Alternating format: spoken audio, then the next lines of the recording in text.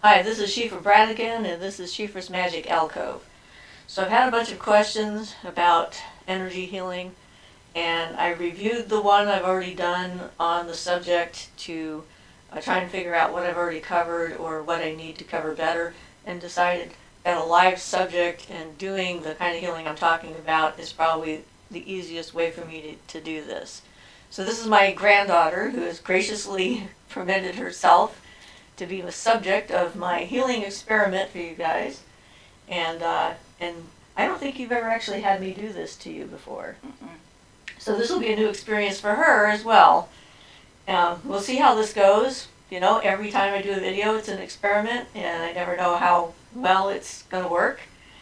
So if I'm going to be doing a healing on somebody using the chakra energetic method that we talked about previously, this is one of the positions I can use so that the spine is free, so I can work the chakras up the back and access the front as needed if I need to.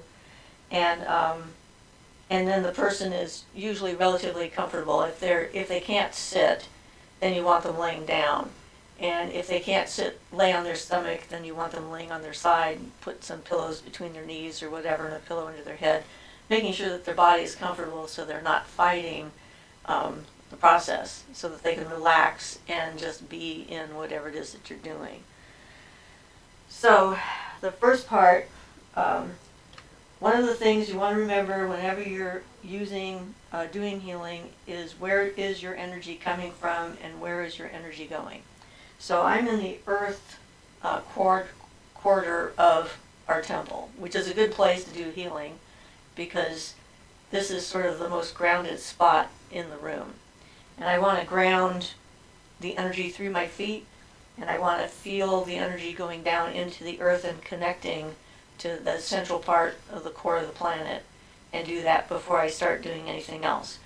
Once I do that, then I can pull energy up through the ground and up into my body, so that I'm bringing energy other than mine into the healing.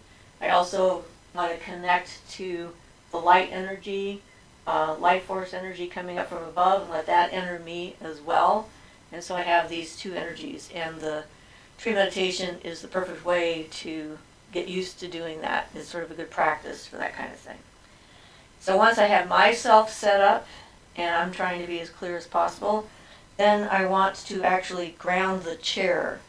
So I'm visualizing roots coming out of the feet of the chair and the legs and stuff, and going down into the ground, so that any energy that I put into Ashley and energy she needs to let go of will automatically go down into the ground and into the earth to be cleansed. So our energetic circuit, is me bringing things up and down here, going into her, and that energy going out of her down into the ground to be cleansed, to be recirculated, to come back up. So whatever style of healing you're doing, this is a good way of doing it, because you want to not make yourself exhausted. You don't want to take on the ills of someone else and all the other stuff we've talked about before. So first thing I want to do is just sort of check her chakras and see where they're at. So you have to do this, try to do this without interfering with what you feel. So it's an exercise in and of itself.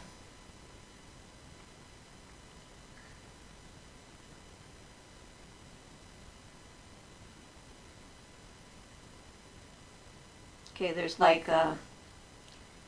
as much energy in the root chakra as you probably need, which is your survival instinct, interestingly enough.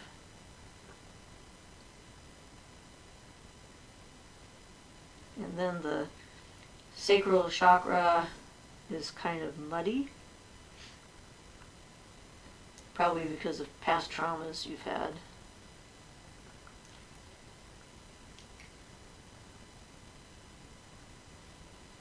Let's see, I'm going to do this so I can... It's really interesting. I can actually feel my energy through my hands, coming out of my hands. Good. That's always a good indication. this chakra, the hara, feels sort of like agitated, like roiling around. There's probably a lot of unprocessed emotions.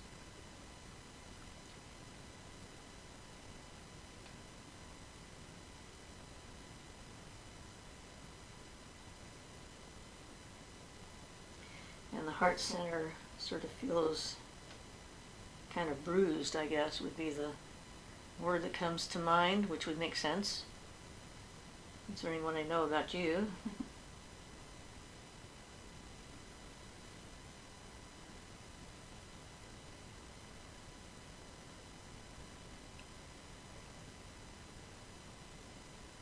The throat chakra is pretty open, so communication's not an issue.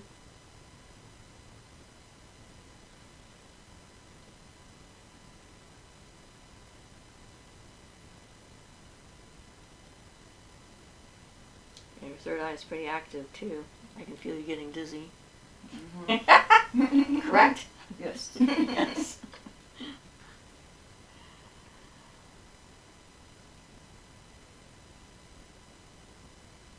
Yeah, the crown chakra is not open, but not like shut down either. It's kind of like an in-between sort of state, which is probably good considering all the other ones down here that you're having trouble with. You don't want to bring all that stuff into there until we can clear those things out. Okay, so my initial assessment is that the body chakras are in various stages of confusion, blocking, and agitation. The heart center is somewhat injured from probably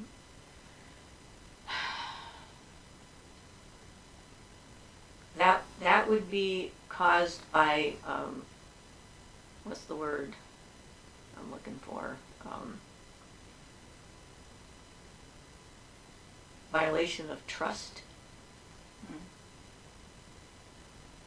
And that's actually a normal bodily reaction, energetic reaction, when someone has their quote-unquote heart broken, where they've opened up to somebody and then had that rejected or twisted and thrown back at them, that type of thing. And then these chakras are okay, and that one is waiting for its opportunity.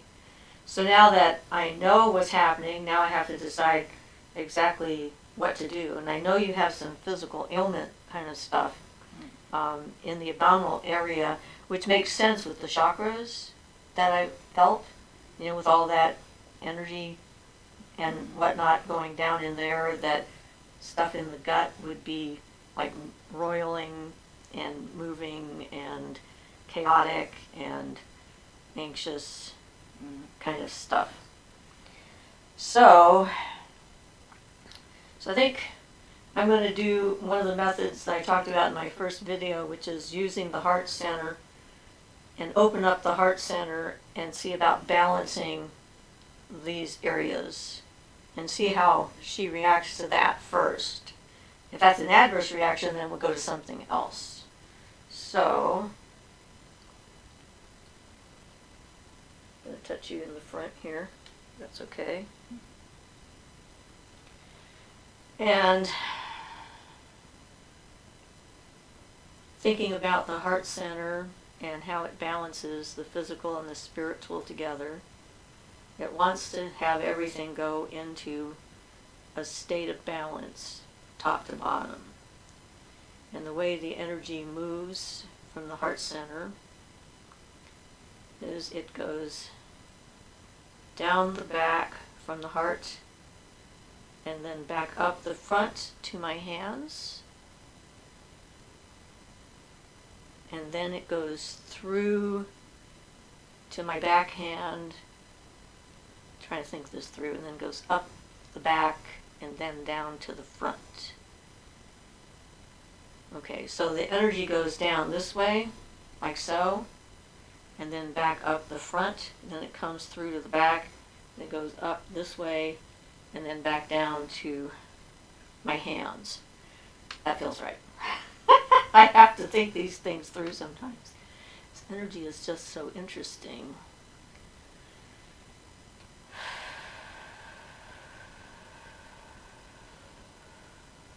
So my breathing is to bring in that energy from the earth and from the universal life force. And I breathe it in to my body and into my lungs. So coming up from my feet and down from my head, I breathe it into my heart center. And then exhaling, I breathe it out in my hands into her body. You feeling that? Is that a yes? Yeah. I can't see you nodding your Sorry. head. That's okay. I'm getting really dizzy. I'm not surprised. You may end up wanting to take a nap after this. You never know.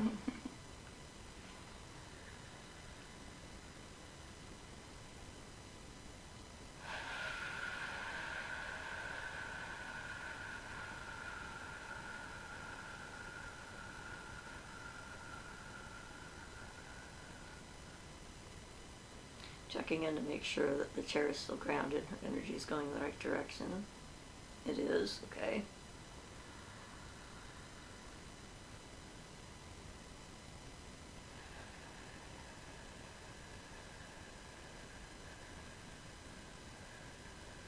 And I feel something trying to melt in there.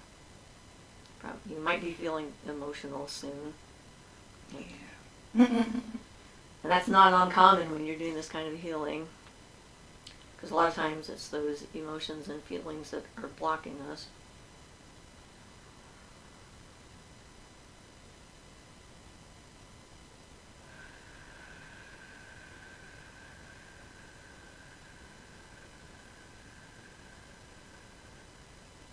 Now I'm feeling the heat coming in. Now I have it started, I don't have to do the breathing necessarily.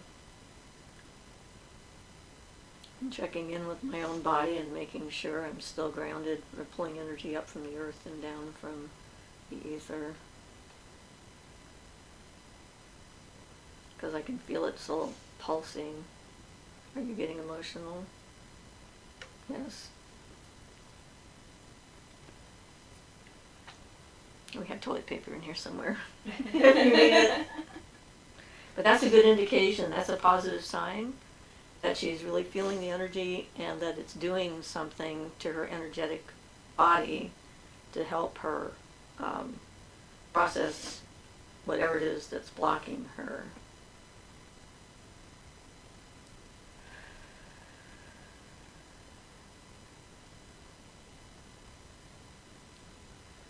So at this point, I think I should tune into the universal love energy a little bit more, just so she has that connection to things that beyond herself.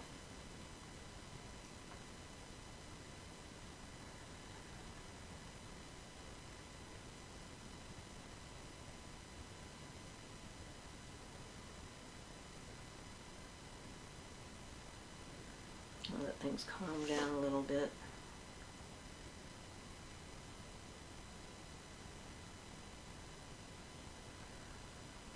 I don't want to overwhelm you on your very first time experiencing my healing touch.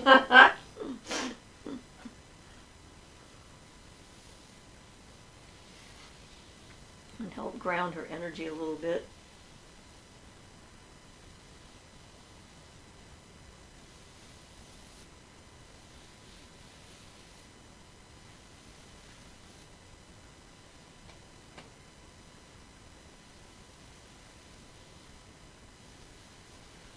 And you know, anyone who's been around children, whether they're a parent or not, knows that kids really respond to energy work automatically.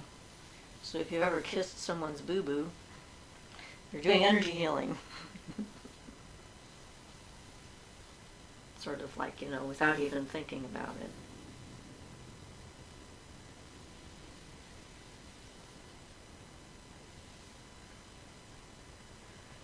Okay, so I'm going to check in to see how things are doing here.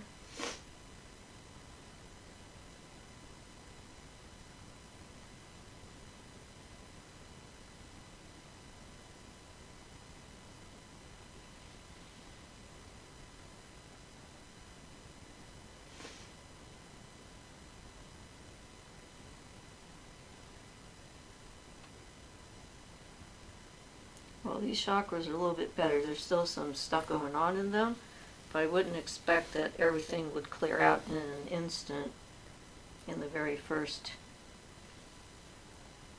time.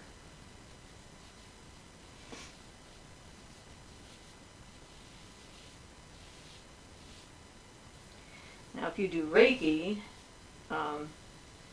you can also do that at this point and let the angelic beings or whatever do whatever energy they want.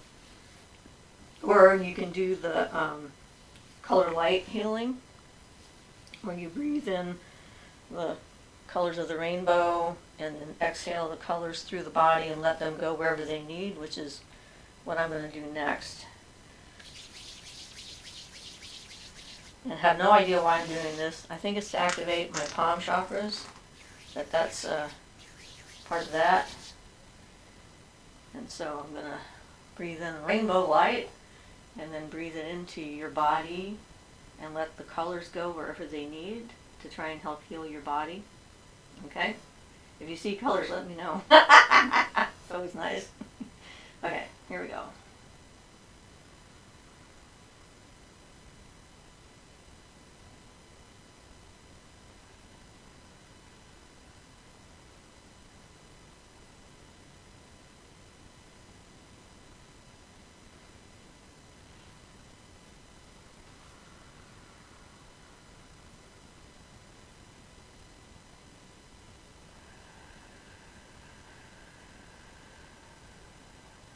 If you want to try and do it for yourself as well, you can do that. You can try and breathe in, imagine a rainbow, and it's breathing in up your nose, and then coming out your mouth and just going wherever it needs to in your body.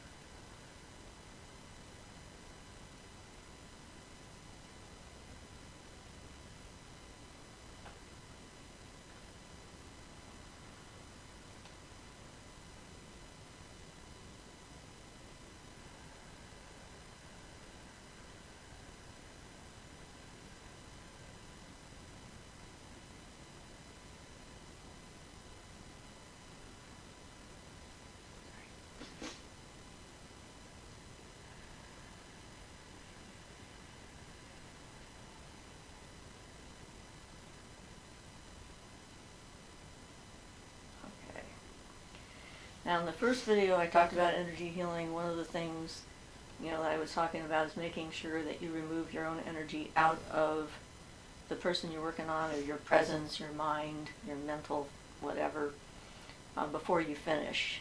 Otherwise you might be left feeling exhausted as a healer, even though the grounding and the pulling the energy from different sources helps to keep that from happening. It's still a good idea. So at this point I'm going to open my eyes so I can start being aware of me.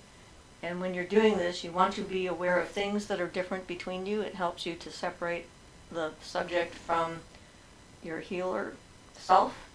And so it's like I'm older than she is, by quite a bit, since she's my granddaughter. We have different colored hair. We're just sort of notice some of those subtle differences, and then I'm trying to make sure I ground out all that energy that's been accumulated, so she's not going to feel like exhausted or too dizzy or whatever, although she might have some of those kind of side effects considering what we just did. Might end up having it just in dreams and things too. And then that helps me to get back into my body and myself. I'm me, you're you, and I guess we're done with that part. Would you like some toilet paper? Yes, please. Here you go. Should have had something closer. I go blow my nose too, because I also got somewhat emotional. Although I've been doing this long enough, it's not like as bad as it used to be.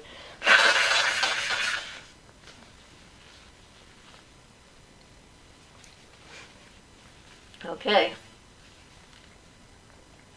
So hopefully this will generate more questions that are more specific to what else it is you want to know. But when it comes to this kind of work, practice is what makes it happen, and experience is what does it. So try it out on people that you know and who are willing. You always have to ask and make sure that they're willing. So, okay, so this is Siofra's Magic Alcove, and this is Siofra Bradigan, and blessed be. Bye, guys. And I'll stop.